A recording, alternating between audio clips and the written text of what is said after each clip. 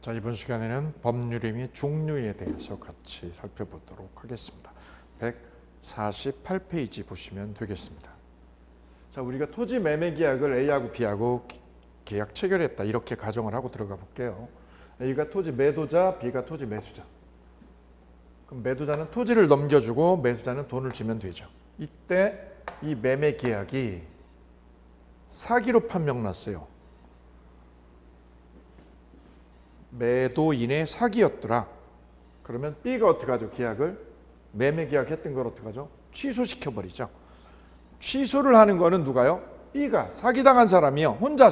혼자서 일방적으로 계약을 파기해 버리는 거예요. 이를 단독행위라고 그래요. 단독행위.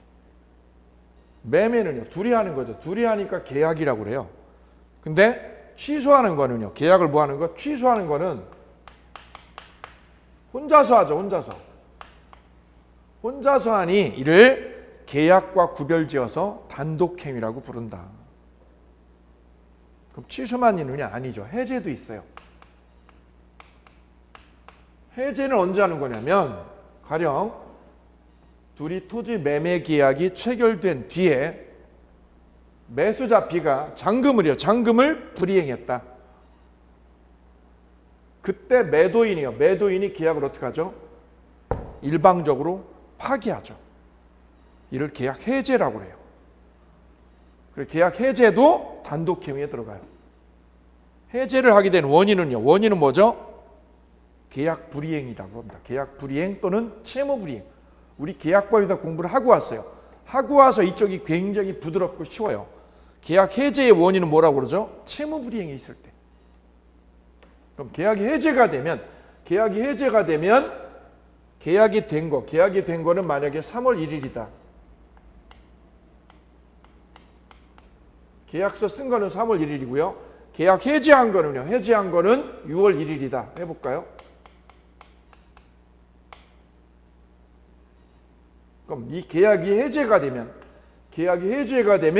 해제한 날은 6월 1일이고요. 계약서 쓴 날은 3월 1일이죠. 3월 1일부터 처음부터 계약은 파기돼요. 이를 뭐라고 그러죠? 소급표라고 그러죠. 소급표. 그래서 계약이 해제가 되면 3월 1일부터 계약은 꽝으로 없는 걸로 처리가 됩니다. 소급에서요. 반면에 해지가 되면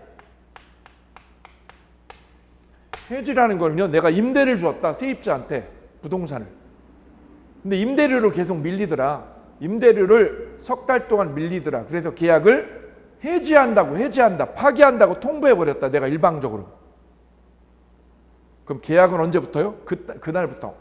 해지한 그날부터 계약은 어떻게 되죠?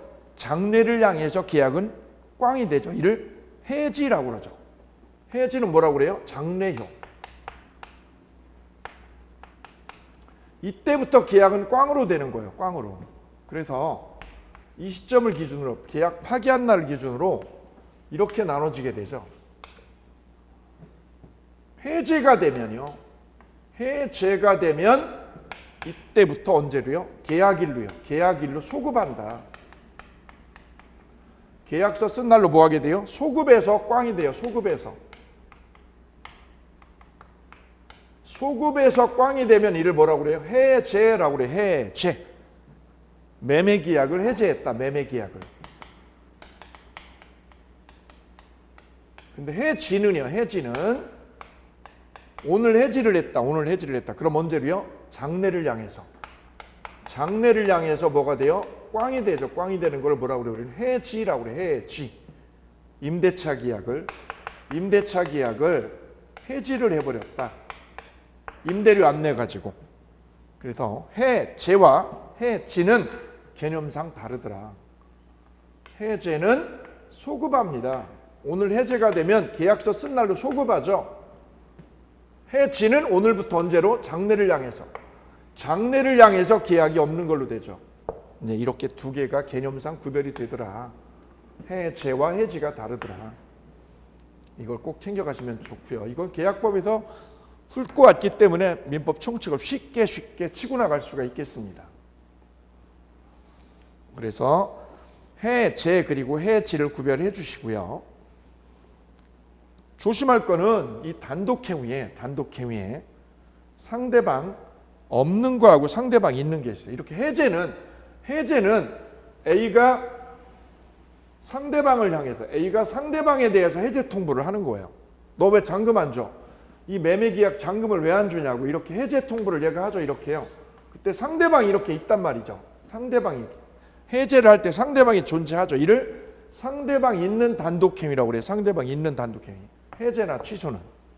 근데 상대방이 없는 경우도 있어요. 거기 밑줄 그어볼까요? 상대방 없는 단독행위. 대표적으로 유언이 있고요. 유언의 동그라미요. 유언. 아버님이 돌아가실 때 자식들이 아무도 안 와. 외국에 나가 있어서. 그럼 어떡하죠? 혼자서 유언을 합니다. 유언을 해요. 이때 상대방 없이 혼자 하는 거죠. 이를 상대방 없는 단독행위라고 그래요. 유언 말고 또 뭐가 있는지 써볼까요? 소유권 포기요. 소유권 포기를 써주실게요. 옆에다가. 재단법인 설립배우 옆에다가 소유권의 포기. 내가 소유권을 이 핸드폰의 소유권을 강물에다 던져버렸어요. 소유권 어떻게 한 거죠? 포기해버린 거죠. 애인하고 헤어지면서 반지도 버리고 강물에 버리고 핸드폰도 버리고 이거를 소유권 포기라고 그래요. 이 소유권 포기는 어떻게 한 거죠? 아무도 없는 데서 혼자서 하는 거죠. 펑펑 울면서. 해보신 분은 알아. 이게 얼마나 쓸쓸한 건지. 왜요? 아무도 없잖아. 아무도 없는 데서 버리는 거죠. 뭘 버리는 거죠? 소유권을. 이 물건에 관한 소유권을 내가 포기시켜 버리는 거죠. 아무도 없어요. 아무도 없으니까 뭐라고 그래요? 상대방 없는 단독행위. 해제는 상대방이 있잖아. 이렇게 내 상대방 앞에. 내 앞에 상대방이 있어요. 계약을 한 상대방이. 해제나 취소는. 근데 소유권 포기는 상대방 없이 어떻게 하는 거죠? 옆에다 쓰세요. 나홀로 하는 거예요. 쓸쓸하게. 그래서 단독행위는요. 단독행위는 둘로 나눠진다는 걸 구별하셔야 돼요. 상대방 있는 것과 상대방 없는 단독행위. 이거 둘로 나눠주자고. 이 부분이 시험에 나왔어요.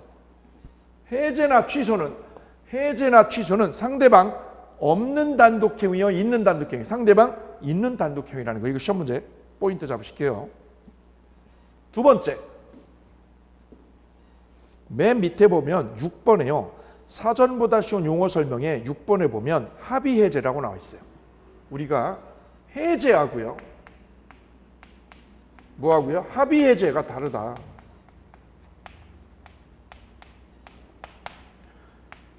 어디서 공부했어요? 계약법 총론에서 우리는 이걸 미리 한번 훑고 왔죠. 그래, 한 번 더 만나볼게요. 해제는 어떻게 하는 거죠? 일방에 뭐가 있으면 채무불이행이면. 일방에 뭐가 있을 때요? 채무불이행이 있을 때.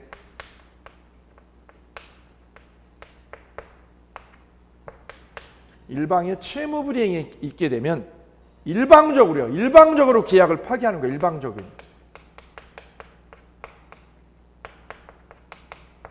일방적으로 파기를 해버리니까 이를 뭐라고 그래? 이거는 단독행위다. 단독으로 하는 거예요. 단독행위. 해제는 단독행위, 일방적 파기요. 언제? 채무불이행했을 때. 일방적으로는 단독행위다. 그런데 합의해제는 뭐죠? 쌍방이 어떻게 해서? 합의해서 계약을 없애는 거예요. 합의해제다. 쌍방의 뭐에 의해서? 합의에 의해서.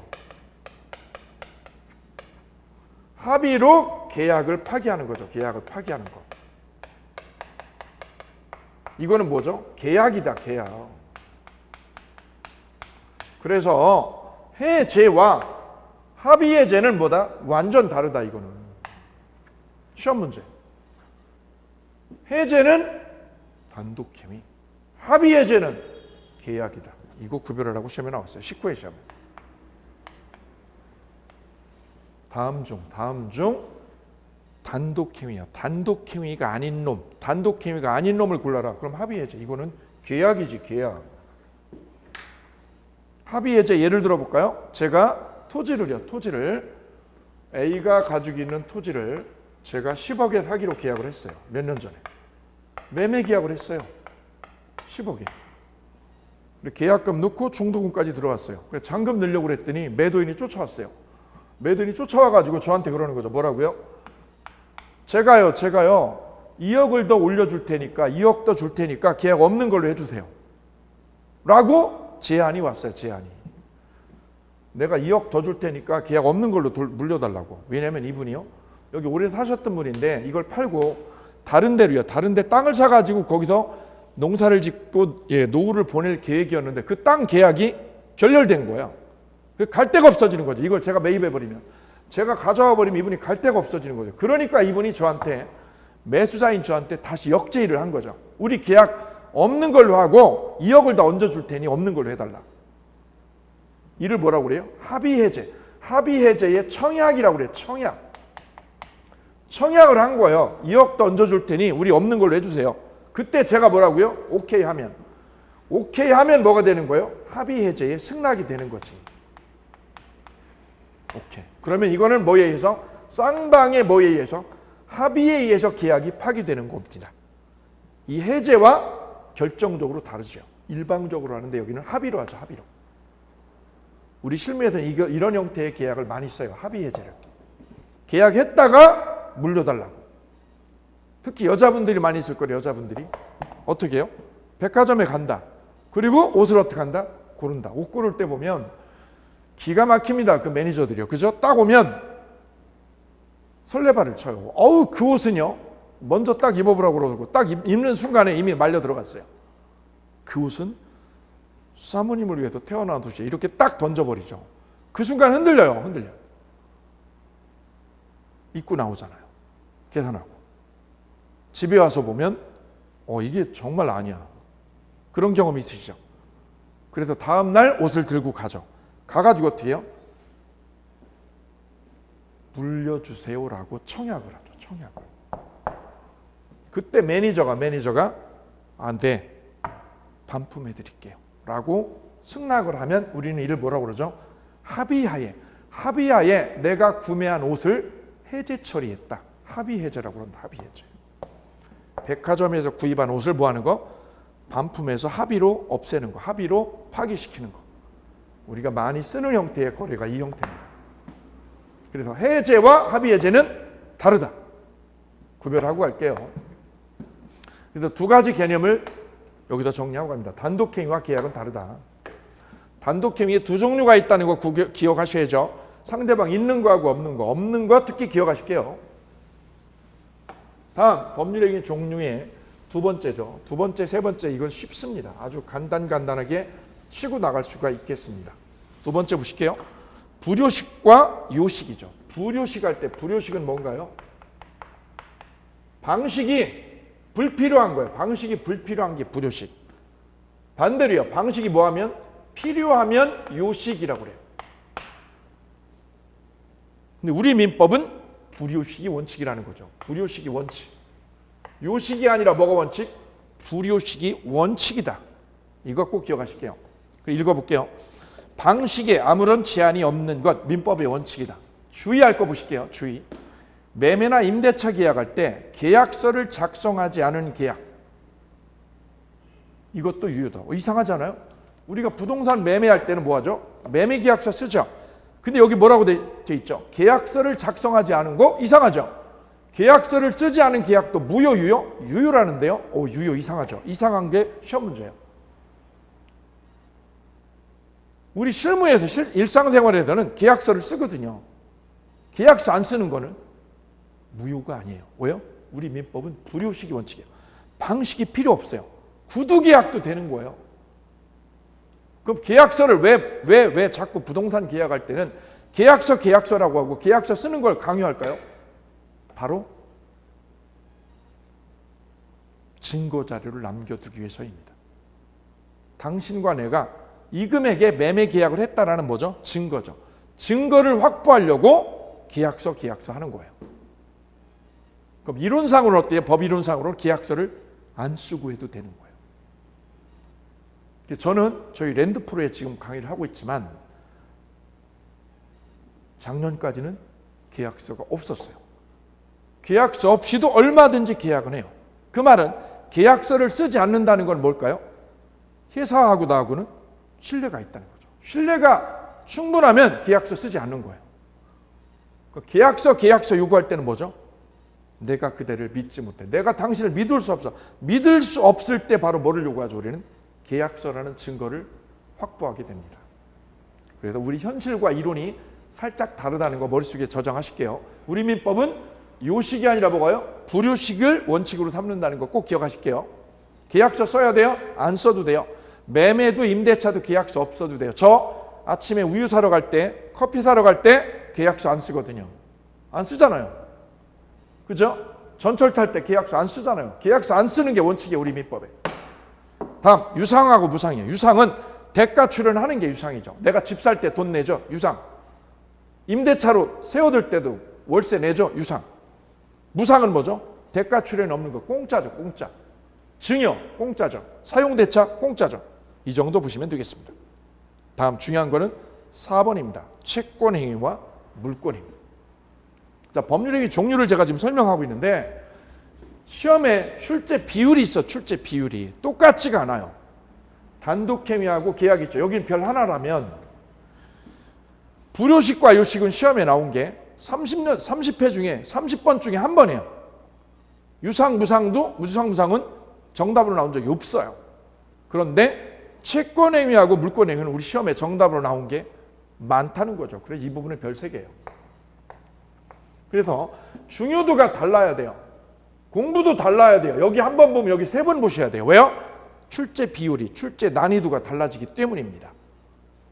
똑같은 거는 똑같이 공부하는 거고요. 다른 건 어떻게 공부하는 거예요? 다르게 공부하는 거예요. 그래야 내가 시험에 정확하게 대응을 하고 점수를 가져갈 수 있어요. 여기를 여기하고 똑같이 공부하면 안 되는 거죠. 왜요? 비중이 다른데요. 난이도가 있는데요. 깊이가 다른데요. 그래서 4번째, 채권행위와 물권행위 이 부분 풀어가 보도록 하겠습니다.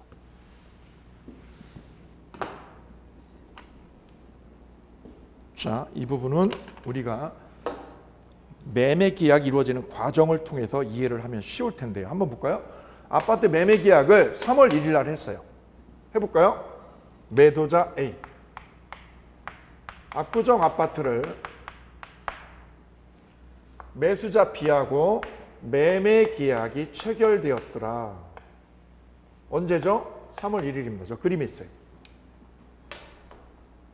잔금은 언제 치르기로요? 6월 1일 날. 6월 1일 날 뭐 하기로요? 잔금 치르기로. 잔금 치르고 동시에 뭐 하기로요? 소유권 이전하기로.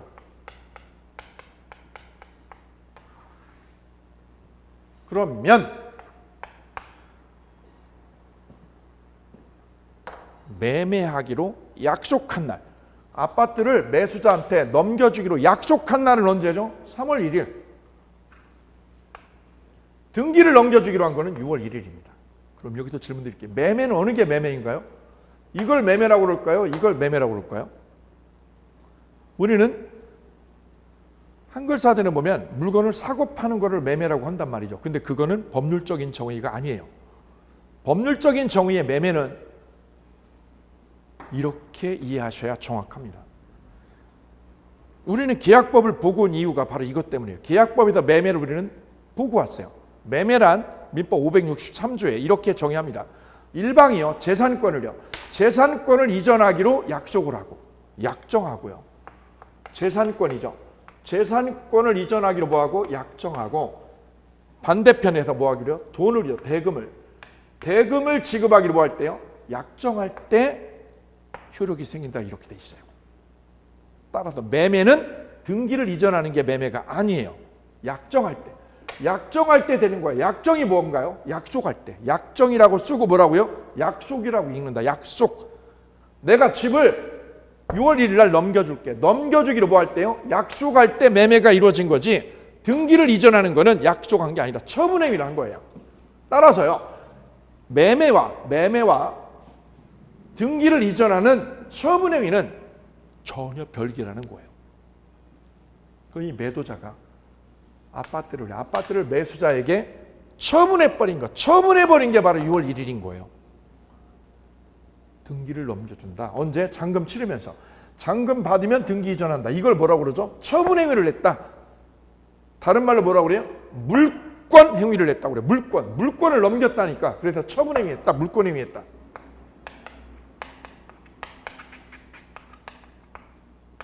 나 처분했어, 아파트. 현대아파트 301호 처분했어. 언제? 3월 1일이요? 6월 1일에? 6월 1일에 처분했지. 등기 넘겼어. 등기 넘기고 이삿짐 뺐어. 이게 뭐 한 거야? 처분행위 한 거야. 처분행위. 이를 뭐라고도 해요? 물권행위라고 해요. 물권행위. 왜 물권행위예요? 등기를 넘기니까 등기를 넘겨주니까 뭐가요? 물권행위를 했다라고도 해요. 물권행위를. 어떤 학자들은 처분행위라고도 하고 물권행위라고도 해요. 어떤 학자들은. 그럼 이 처분행위는 뭐 때문에요? 뭐 때문에 일어났죠? 원인이 뭐죠? 바로 뭐죠? 매매죠. 바로 매매를 뭐라고 그래요? 채권행위.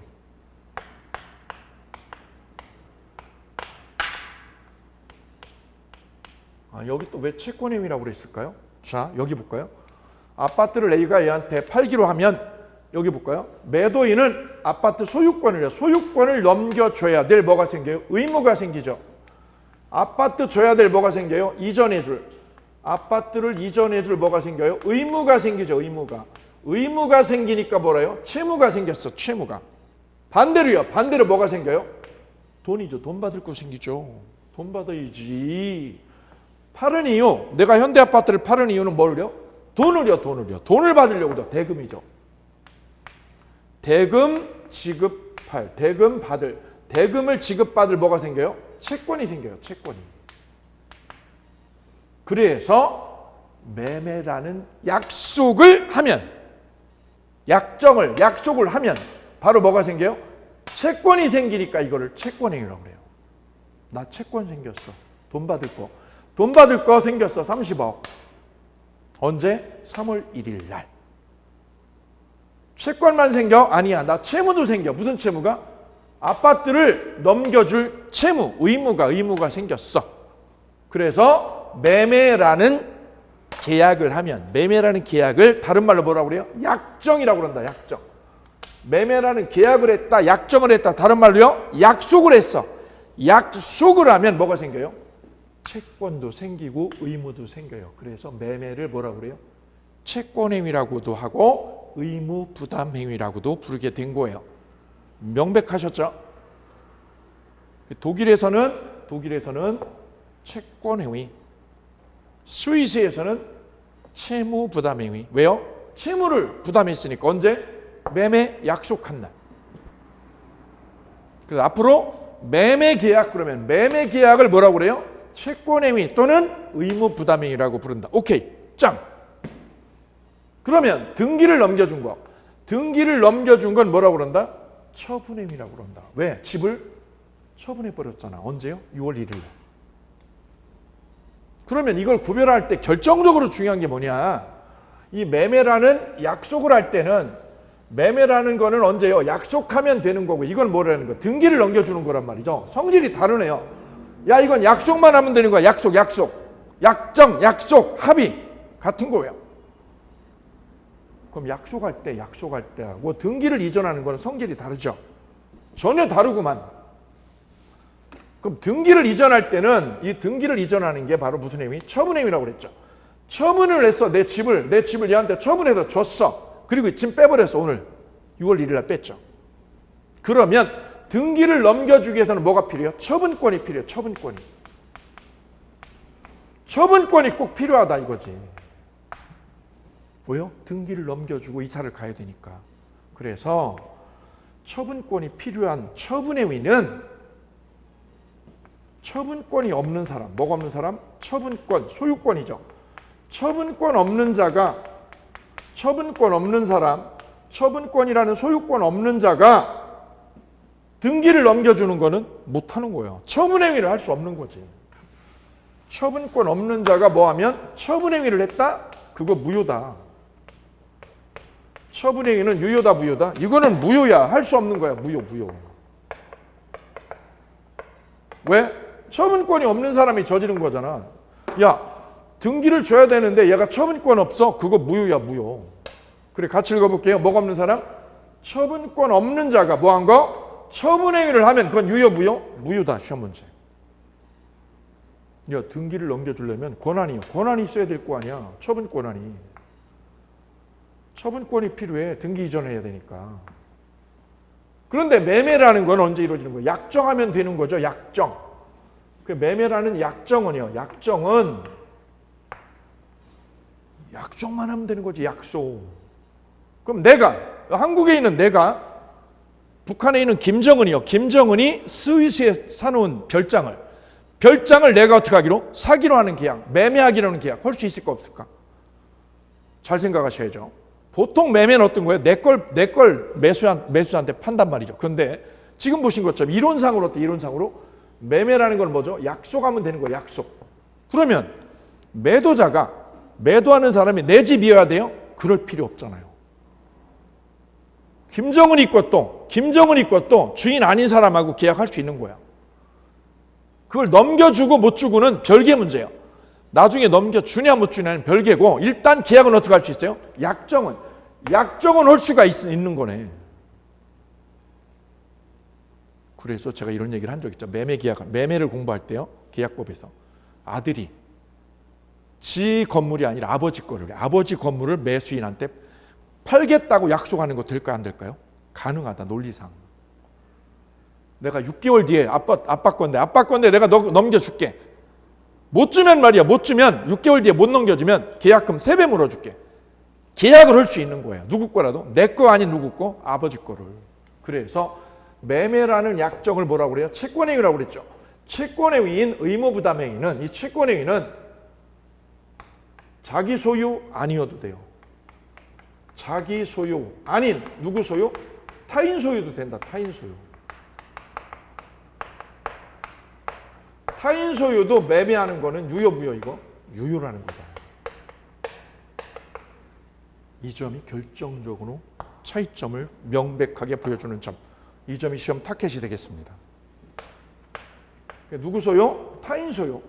타인 소유를 뭐 하는 거? 매매하는 채권 계약은 유효 무효? 유효다. 왜요?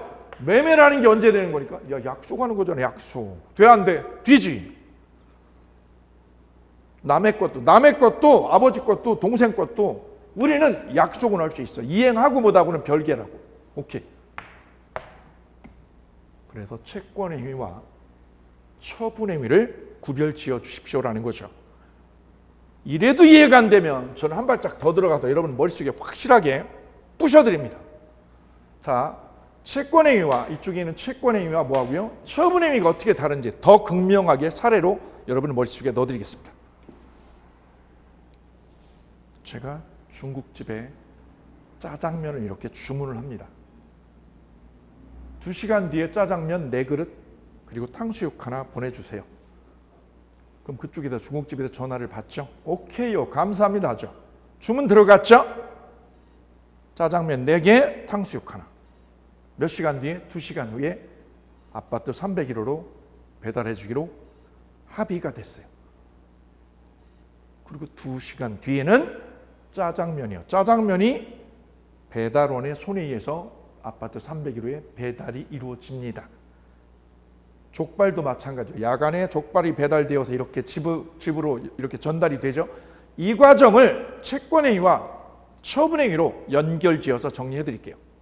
자, 내가 주문을 했어요. 그래서 중국집에서 오케이 하고 수락을 했죠. 그러면 뭐가 이루어진 거죠? 매매하기로 약정, 채권행위가 이루어진 거예요. 언제요? 합의했을 때.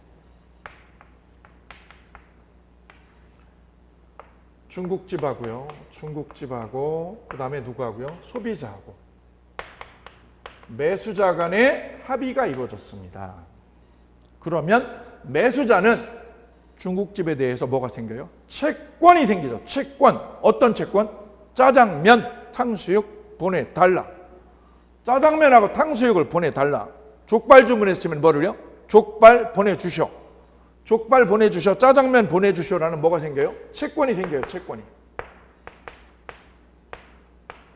채권만 생기나요? 아니죠. 대가로 뭐를 줘야죠? 돈을 지불해야죠. 돈을 지불해야 되니까 뭐가 생기죠? 채무도 생기죠. 의무가 생기죠. 의무가 발생하게 됩니다.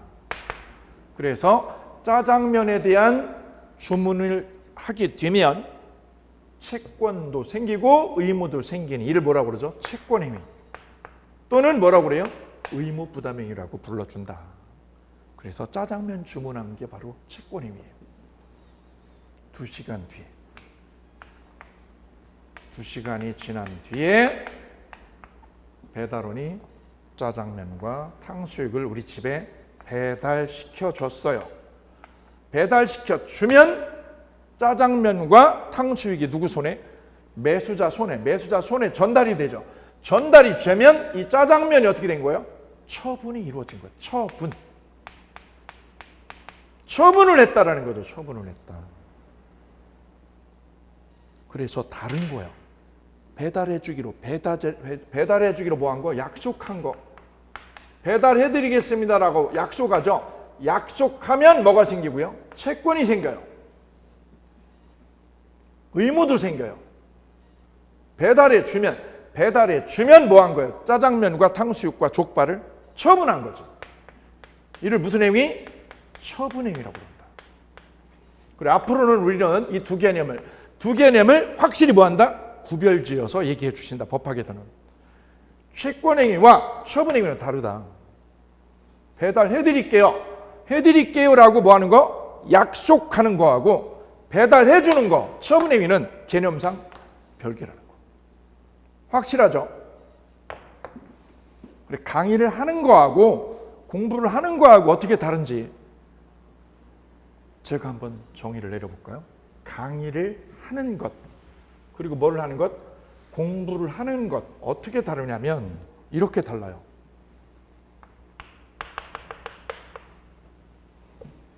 강의를 하는 거는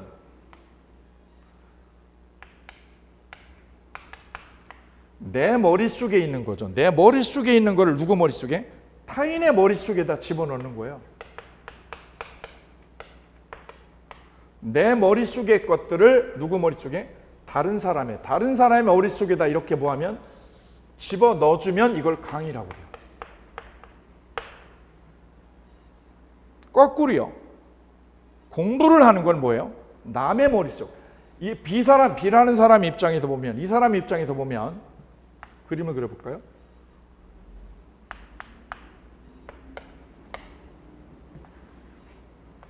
B가 수험생이에요. 수험생 입장에서 공부를 한다는 거는 이 사람이 누구 머릿속? 남의 머릿속에 있는 거를 가져오는 거죠. 남의 머릿속에 있는 거를 내 머릿속으로 가져오는 게 공부예요.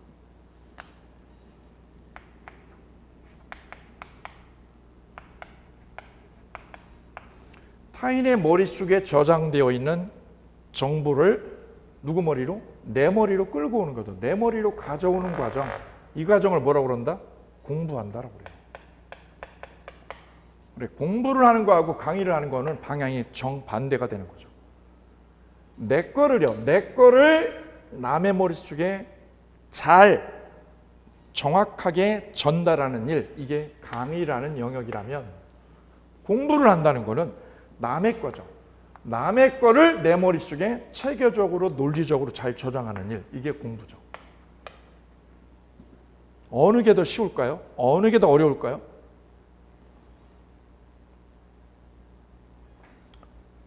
비근한 예를 하나 들어볼게요. 변호사 한 분이 민법 강의를 하러 오셨어요.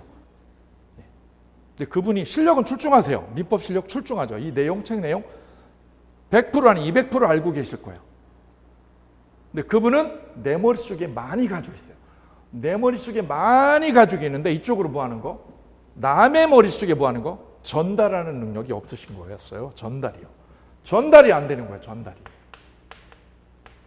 전달력이죠. 이 전달력이 모자라서 머릿속에 저장한 건 굉장히 많은데 전달력이 없어서 실력이 없는 게 아니라 전달력이 없는 거죠. 내 머릿속에는 너무 많아요. 아는 게 너무 많은데 전달력이 부족한 거죠. 그분은 전달하는 테크닉, 전달하는 기술, 전달하는 연구를 안 하신 거예요. 제가 판사한 걸 봤어요. 판사한 걸 보니까 이 철판이요. 처음부터 끝까지 빽빽해요. 빽빽한데 문제는 뭐냐면 체계적으로 분석적으로 판서한 게 하나도 없어요.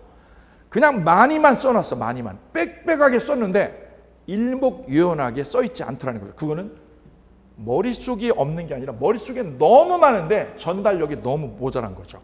바로 강의력이 없다는 건 이걸 말하는 거죠. 공부를 한다는 거는 남의 머릿속이 아무리 많이 많아도요. 이 타인의 머릿속에 정말 많은 게 저장돼 있어요. 근데 이거를요. 내가 어떻게 하면 가져와야 돼요. 가져오는 일. 내 거를 뭐 하는 일? 가져오는 일입니다. 가져오는 일. 이 길을 걸어가셔야죠. 이 길을 걸어가셔야 내 거로 저장이 되죠. 이게 공부하는 거거든요. 근데 가져오진 않고 그냥 뭐만 해요? 타인의 머릿속에 있는 거를 구경만 해요. 구경만. 눈으로 이렇게 계속 보고 있는 거죠. 가져와지지 않아요. 공부가 잘 될 수가 없어요. 바로 공부를 하는 일은 뭐를요? 가져오는 노력, 가져오는 땀을 흘리셔야 되는 거죠. 바로 이분이 하는 노력과 이분이 하는 노력은 다른 거죠. 종류가. 이분이 하는 노력은 전달력, 전달 방법을 키워야 되는 거죠. 공부를 하는 거는 이 과정이죠. 가져오는 노력을 계속 하셔야 돼요. 구경하는 게 아니라 내가 노력을 스스로. 이게 다르다는 얘기를 이 자리에서 하는 이유는 이제 공부를 시작하는 마당이니까 이 작업을 수험생 여러분이 힘들지만 이 과정을 계속 거쳐가야 된다는 거죠. 공부를 한다는 거는 이 가져오는 작업을 하고 있다는 거예요. 공부를 안 하면 안 힘들어요. 왜요? 눈으로만 움직이잖아요. 눈으로 쫙쫙. 힘들 이유가 없죠. 그리고 공부를 한다는 일은 계속해서 힘든 거예요. 왜요? 남의 거를 가져오니까 힘들죠. 계속해서 이쪽으로 가져오니까 전이가 되려니까 힘들 수밖에 없어요. 힘들다는 건 뭐죠? 공부를 하고 있다는 아주 긍정적인 현상으로 이렇게 이해하시면 좋을 것 같아요. 자, 법률행위의 종류에 관한 몇 가지를 같이 정리를 해보셨습니다. 종류의 머리만 한번 이렇게 정리를 하고 가볼까요? 자, 공부를 잘 남의 머릿속에 제 머릿속에 있는 걸 여러분이 잘 가져가는 방법, 이게 공부라고 그랬어요. 제 머릿속에 이렇게 있는 거를 여러분 머릿속에 차곡차곡 가져가는 방법, 그거를 저의 머릿속과 여러분의 머릿속을 똑같이 일치시키는 거거든요. 그 방법을 말씀을 드리면 이런 거죠. 이렇게 지금 어떤 테마를 공부하셨으면 법학은 그 틀을요, 그 큰 틀을 잘 가져가는 게 중요해서 법률행위의 뭐를요? 종류를 공부하셨다 그러면 여기까지 보신 다음에 전체를 다시 한번 조감하는 거예요. 법률행위의 종류는 첫째, 혼자서 하는 단독행위, 둘이서 하는 계약이 있었다. 그 다음에 방식이 불필요한 불요식이 있었고요. 방식이 필요한 뭐가 있었어요? 요식이 있었어요. 우리 민법은 불요식이 원칙이었더라. 세 번째는요, 대가를 출연하면 유상, 대가 출연을 안 하면 무상이 있었다. 그 다음 네 번째가요, 채권행위와 처분행위가 있었다. 이렇게 법률행위 종류를 큰 틀을 만들어 놓으시면 나는 공부하는 여러분은 제 머릿속에 있는 거를 여러분 머릿속으로 잘 가져오고 잘 체계적으로 저장하고 있다. 이렇게 보시면 좋을 것 같아요. 공부를 하실 때마다 이런 목차를 딱딱 노트에다가 암기장에다, 키워드 암기장에다 써가시면 잘 저장되지 않을까요? 그렇죠? 오케이. 그래서 법률행위 종류까지 같이 논의를 해보셨습니다. 이어서 법률행위의 목적 만나보시겠습니다. 보니까 목차가 좀 기르네요. 그렇죠? 네. 내용도 방대합니다. 실제 기본서 보시면 이 내용이요, 굉장히 기른 내용이에요. 굉장히 기른 내용을 굉장히 압축적으로 간결하게 딱 정리해놨어요. 몇 줄로? 네 줄로. 이 네 줄을 머릿속에 가지고 계시면 기본서가 나올 때 굉장히 유용한 팁이 될 거예요. 공부하실 때. 왜요? 방향성을 딱 알려주니까. 자, 법률행위의 목적을 우리는 뭐라고 그러죠? 유효요건이라고도 불러요. 자, 내가 어떤 사람과 매매 계약을 했어요. 근데 그 계약이 체결이 되어져서 유효가 되려면 어떤 요건이 필요한데 그 요건이 바로 뭐냐? 네 가지를 갖춰야 되더라. 세분하면 5가지인데요. 일단 4가지만 써놨어요. 첫 번째, 그 계약 내용이요. 계약 내용이. 계약을 뭐라고 그러죠? 법률행위라고 그러죠. 법률행위가 뭐하기 위해서? 유효하기 위해서. 법률행위가 뭐하기 위해서? 유효하려면 어떤 전제 조건을 갖춰야 되느냐? 4가지요. 그 계약이, 법률행위가 계약이죠. 그 계약이 실현 가능성을 갖추었느냐? 가능성 문제. 두 번째, 그 계약이 적법하냐? 세 번째, 사회적인 타당성을 갖추었느냐? 네 번째, 공정성. 공정하냐 불공정하냐. 네 가지 관문을 갖추면, 네 가지 관문을 통과하면 계약이 법률행위가 실현 가능성이 있고 적법하고 사회적 타당성 그리고 공정성을 띠면 계약은 유효라고 해요. 유효, 효력이 있다. 계약서 쓴 대로 효력이 있다 이거죠. 효력이 있다, 유효.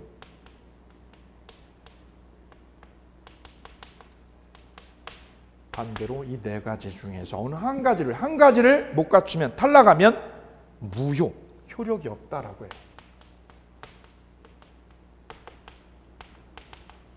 그러니 이 법률행위의 유효 요건 네 가지는 가능성, 적법성, 타당성, 공정성, 이 네 가지 유효 요건은 법률행위의 뭐를 결정하는 요소예요? 유효와 무효를 결정하는 중요한 요소로 작용하는 거예요. 어느 경우에는 뭐가 되고요? 유효가 되고, 어느 경우에는 뭐가요? 무효가 되는지를 이 유효 요건에서 판가름 난다라는 거죠. 그래서 시험에는 매년 출제를 하고 있어요. 최소한 2문제 이상. 여기서 2문제 이상을 매년 물어보고 있습니다. 출제 비중, 법률행위 중에서 출제 비중이 제일 압도적인데 그럼 바로 이 부분이 되겠습니다. 여기에 별 3개 하실게요.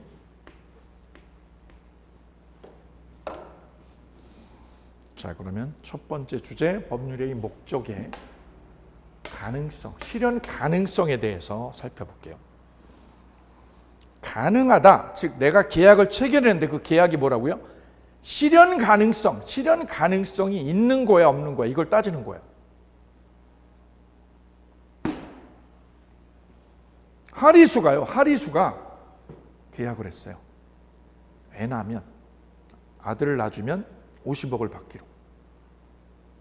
그 계약은 처음부터 실현 가능성이 없는 거죠. 현재 의학상 실현 가능성이 없죠. 가능성 여부를 따지는 거죠. 그래서 가능성이 있느냐 없느냐를 따지는데요. 실현 가능성이 불가능한 거를 우리 민법학에서는 불능이라고 표현해요. 이때 불능은 2종류로 나누는데요. 계약서 쓸 때부터 불가능해요. 그러면 원시적 불능. 계약서 쓸 때는 가능했어요. 계약서 쓸 때는 되는데 뭐예요? 계약서 쓰고 나서 불능이 되면 후발적 불능, 이렇게 명명을 해요. 이 어디서 공부했죠? 계약법에서 다 다루었던 내용들을 다시 차용해서 쓰고 있어요. 그래서 계약법을 공부하신 분은 민법 총칙이요 2배 이상 쉬워요. 왜요? 아주 쉽고 간결하게 치고 나갈 수 있어요. 내가 공장 1,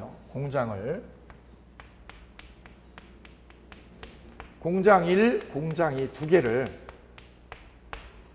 매수자한테요 20억에 매매하기로 약속을 했다. 20억에. 그런데 그 공장 1, 2가 계약서 쓸 때 이미 불이 나버렸다.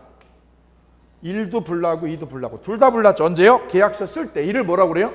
원시적 불능. 그럼 계약은 유효, 무효? 무효로 되고, 계약서 쓸 때는 멀쩡했는데요. 잔금 치를 때 불나버렸어요. 잔금 치를 때 불나버리면 이건 뭐라고 그러죠? 후발적 불능이다.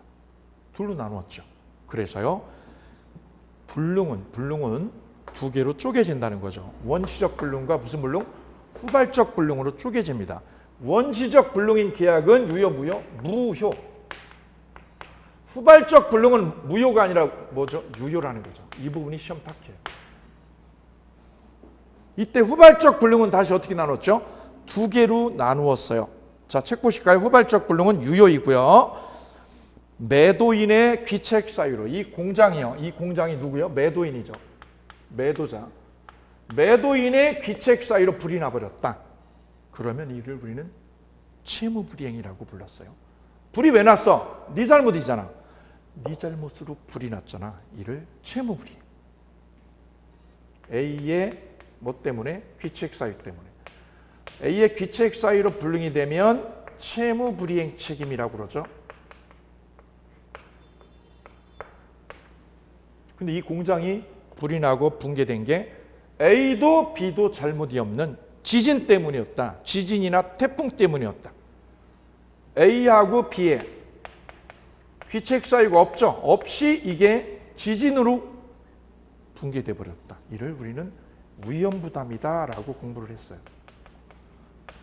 이 논의는 어디서 공부했더라? 이 논의를 계약법 총론에서 꼼꼼하게 채무불이행과 위험부담을 잘 녹여내고 왔어요. 그래서 민법 총칙은 계약을 하고 나면 너무너무 쉬워져요. 그래서 제가 민법 총칙보다 계약을 먼저 치고 달렸던 이유가 바로 여기 있습니다.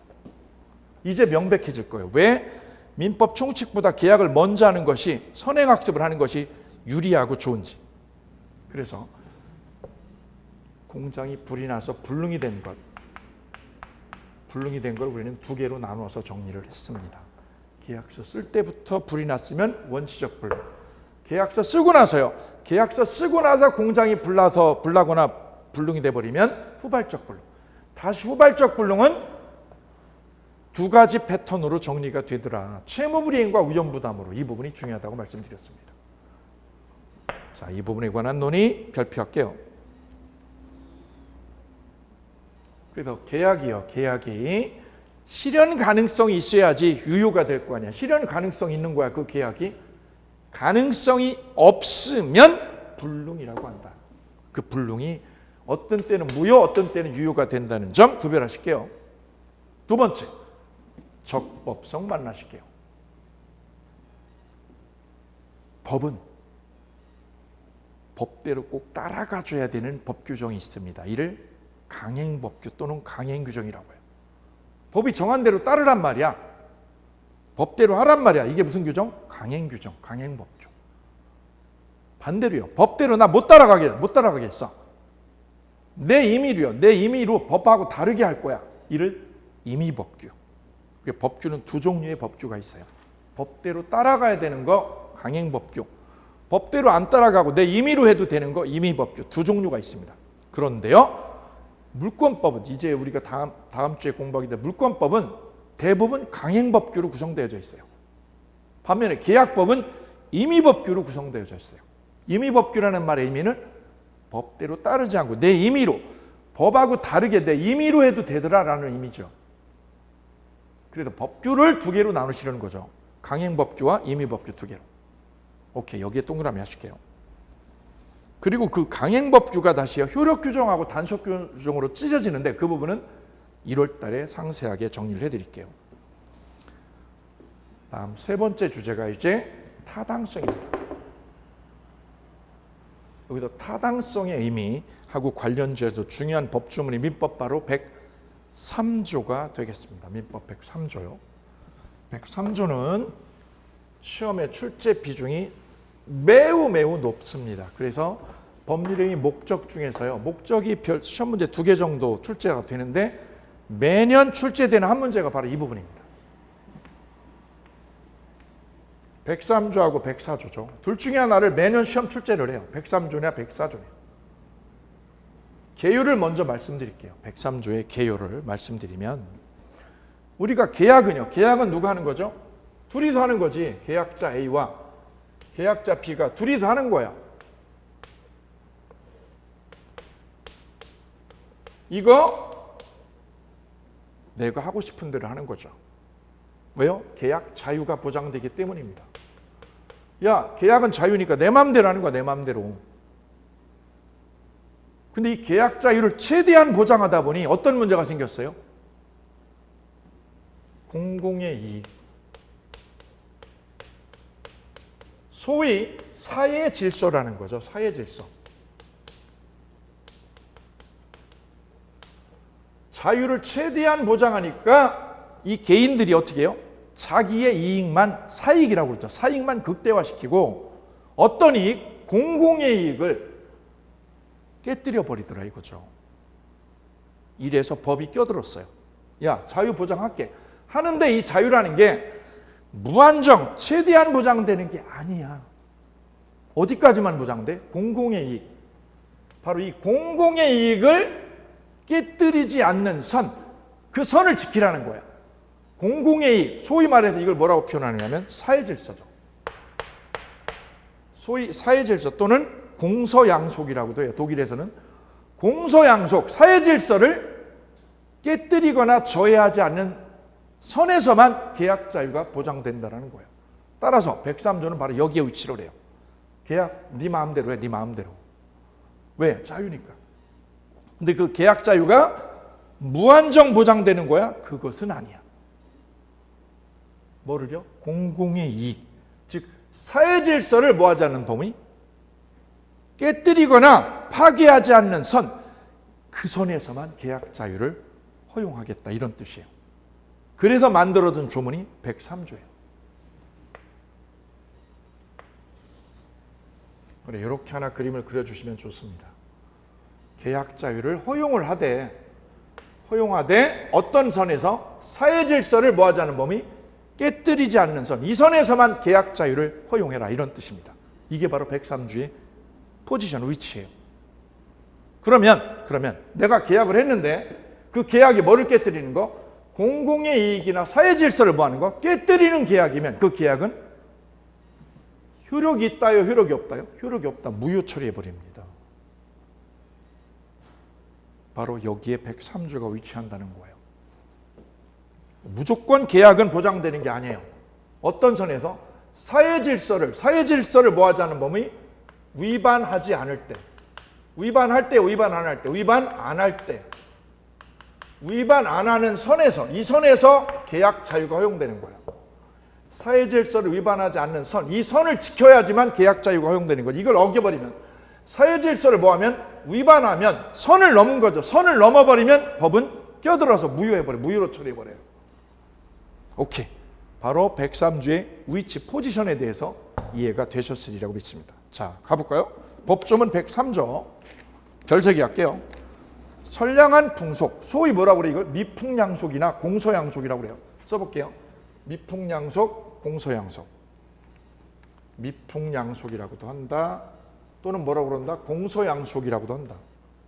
미풍양속이나 공소양속.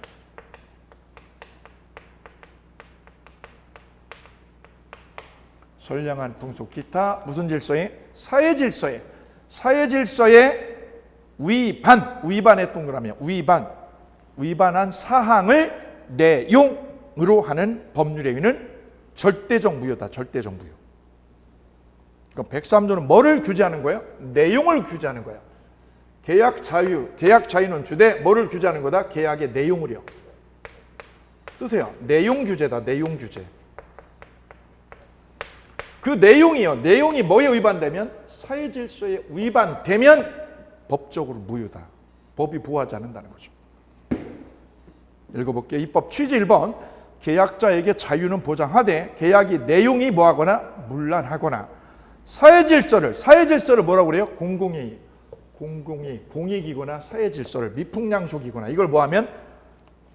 위반하면 무효로 해서 계약 내용을 뭐하겠다? 통제하겠다. 내용 통제다. 내용 통제. 그래, 밑에 그림을 잠깐 보세요. 강행법규하고 103조가 조금 다른데요. 강행법규는 법으로 정한 거야. 이런 거 하지 말라고요. 명의신탁 하지 마. 명의신탁 하지 마. 법적으로 무효야 이거. 근데 103조는 사회질서 위반의 행위를 하지 마라. 이렇게요. 일반적으로 추상적으로 규정한 거야. 추상적으로. 강행법규는 어떻게 한 거야? 법으로 딱 명시를 한 거야. 이거 하지 마라 이거. 이거 하지 마. 명의신탁 하지 마. 명시적으로 딱 찌른 거야. 이거 하지 마라. 근데 103조는 두루뭉실하게 묶은 거야. 두루뭉실하게. 뭐라고? 사회질서. 사회질서에 위반하는 거 하지 마. 이런 뜻이에요. 이거 두루뭉실하죠. 강행법규로 법을 규제하는 거하고 103조로 규제하는 거는 방향이 조금 다른 거야. 강행법규는 어떻게 하는 거야? 딱 찔러가지고 이거 하지 말라는 거죠. 근데 103조는 어떻게 하는 거죠? 두루뭉실하게. 사회질서 위반하는 거 하지 마라. 소위 뭐라고 그래요? 반윤리적인 거 하지 마라. 이런 뜻이에요. 뒤로 넘어가 보실까요? 판단 시기요. 103조 1번 보셨고요. 2번 반사회적 행위의 판단 시기예요. 판단 시기는 우리 대법원은 계약서 쓸 때냐, 계약서 쓸 때를 법률행위 뭐라고 그래요? 성립시하고요. 이 계약이 효력이요. 효력이 생기는 시점, 효력 발생 시로 나누게 되는데 계약이 성립한 거하고요. 뭐가요? 효력이 발생하는 거. 이거는 시차가 있거든요. 계약 성립한 거는 2010년. 근데 효력 생기는 거는 2015년이다. 그럼 이 계약이요. 이 계약이 사회질서, 공공의 이익을 위반하는 계약이냐 아니냐. 공공의 이익에 위반하는 계약이냐 아니냐는 언제가 기준이냐. 효력 발생 시가 아니에요. 이게 아니라 뭐 할 때요? 계약서 쓸 때. 이때가 기준이다. 별표. 계약서 쓸 때죠. 계약서 쓸 때. 계약서 쓸 때. 다른 말로요. 법률의 위 성립 시요. 성립할 때 이 계약이 사회질서를 위반하는 거냐 안 하는 거냐 이걸 논한다. 시험 문제. 법률의 위의 반사회성은요. 반사회성 여부는 효력 발생 시가 기준입니다. 거짓말입니다. 효력 발생 시가 아니라 뭐 할 때요? 계약서 쓸 때 성립 당시가 기준이다. 별표하실게요. 시험 문제입니다. 별표. 다음 쌍괄호 3번 가보시겠습니다. 반사회적 법률에 해당해서 무효인 경우. 1번 노름빚을요 대물 변제하기로 하는 약속. 노름이죠. 노름. 이거는요 사회질서를 공공의 이익을 깨뜨리는 거래죠. 이거 무효예요. 노름빚을 뭘로? 대물 변제로. 아파트로 대물 변제하기로 하는 거 이거 법적으로 무효. 효력 없어요. 노름 공공이익에 저해되는 거래. 1번 동그라미요. 두 번째, 브로커에게 성공보수 약정. 소송 당사자가요. 소송 당사자가 변호사가 아니라 변호사 아닌 자, 소위 브로커라는 거죠. 브로커에게 뭐라고요? 이기면 내가 땅 절반 줄게. 이거 무효예요. 왜요? 변호사 아닌 사람이 법률 시장에 끼어들지 말라는 취지예요. 변호사한테 주는 거는 무효 아니죠. 근데 누구한테요? 변호사 아닌 자에게 승소하면 땅 절반 줄게. 이거 무효다. 왜요? 브로커는 법률시장에 들어오지 마라. 이런 취지입니다. 그래서 변호사 아닌 자에게 승소하면 임야 일부를 주기로 하는 거 이거 효력 없어요. 무효입니다. 세 번째죠. 별표할게요. 성공보수 약정. 여기서 특히 유념할 부분은 어느 부분이냐면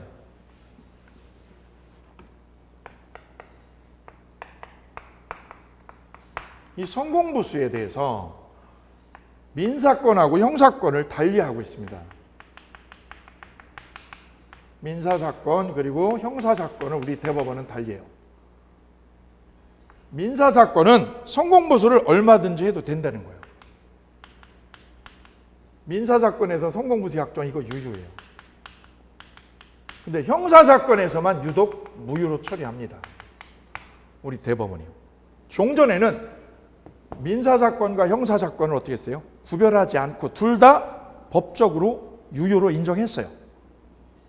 이건 뭐냐면 변호사하고요. 이렇게요. A하고 B하고요. 의뢰인이 변호사한테 소송을 이렇게 의뢰를 하는 거죠. 네, 이런 소송 사건이 생겼는데요.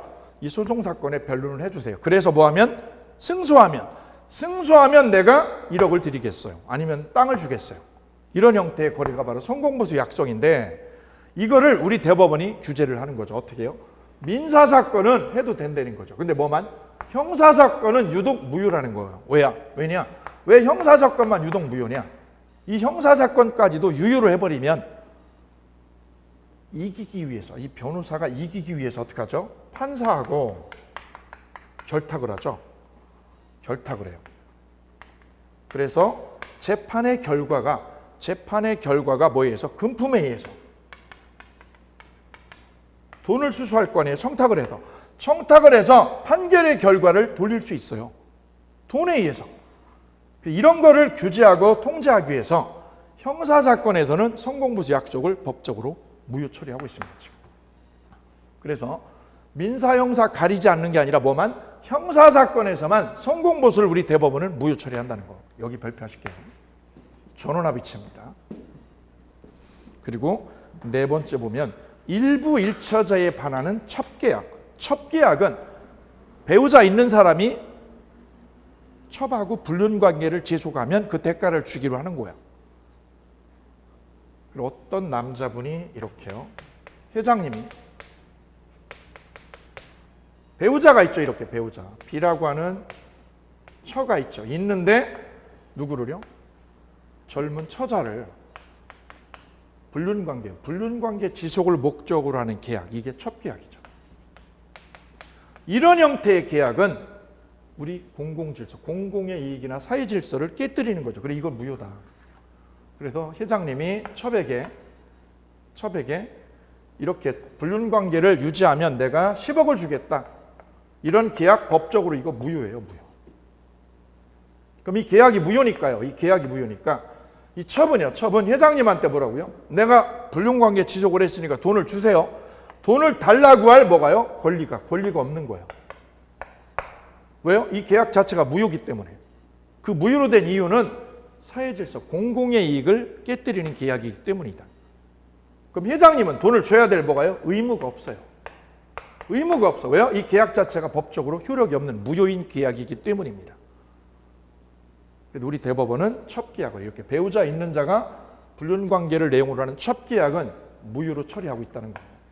이런 것들은 다 뭐죠? 대표적으로 사회질서나 공공의 이익을 뭐 하는 거죠? 깨뜨리는 거죠. 문란하게 하는 거죠. 이런 계약은 법이 허용하지 않고 무효 처리하고 있습니다. 그래서 반사회적이라는 말의 의미는 뭐죠? 사회질서에 반한다는 거죠. 반사회적 법률행위에 해당해서 뭐가 되는 거? 무효인 걸 우리 책에 4가지를 적어놨어요. 그 4가지를 꼭 데려가고요. 기본과정 가면 그 유형을 좀 더 확장시킬 거예요. 내용이 여러 가지가 있을 거니까요. 그래서 법률행위 목적의 유효요건의 타당성 103조까지 달려왔습니다. 104조 이하 나머지는 기본과정에서 1월 달부터 상세하게 풀어드리도록 하겠습니다. 법률행위 목적까지 이번 시간 함께 하셨습니다.